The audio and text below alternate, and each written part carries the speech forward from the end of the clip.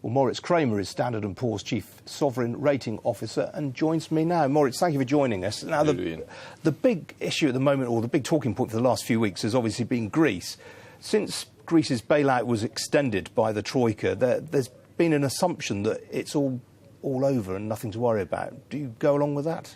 It's not all over. I think what we have now is not an agreement on the details of what kind of policy measures the government would undertake in Athens.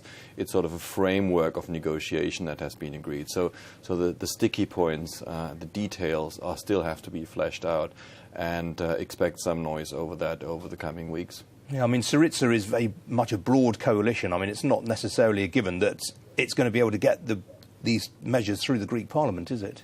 Well, the leadership, the government, will have to present some realities to the Greek government, which many of their MPs may not like very much. So, since they came into power, there's been a lot of sort of concessions that the Greek government needed to make in order to bring the Europeans back online and into the discussion. So most of the compromise that will be found will have to be at the cost of Syriza's original program. That will be a hard sell for some of the more impatient Syriza supporters, I should say. What about France? We saw the European Commission yesterday give France 2 more years of grace to hit its deficit target, which it's achieved just once since 2001. Is that an area where you're looking carefully at the moment?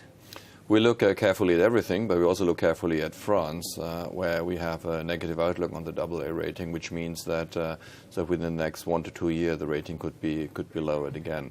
So the fiscal trajectories or the fiscal deficits is sort of one area we look at. But another area we find is very important is, will France be able to accelerate the implementation of structural reforms that might enhance the growth potential? Because without sort of stronger economic growth, fiscal consolidation will be very hard for the future in any case. So it's not only the headline budget deficit number that matters too much. That matters as well. But it's really the longer to medium-term trajectory. Can France recover to become a higher growth economy? And that the fiscal side will probably fall into place automatically. Now, obviously, recently S&P downgraded Russia to junk.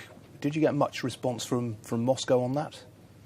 Yeah, we did lower to non-investment grade, as we call it, in January. And as you would expect with any government, so they commented on that, and they expressed their disagreement with our assessment, which is nothing unheard of. So that is pretty much business as normal, I should say.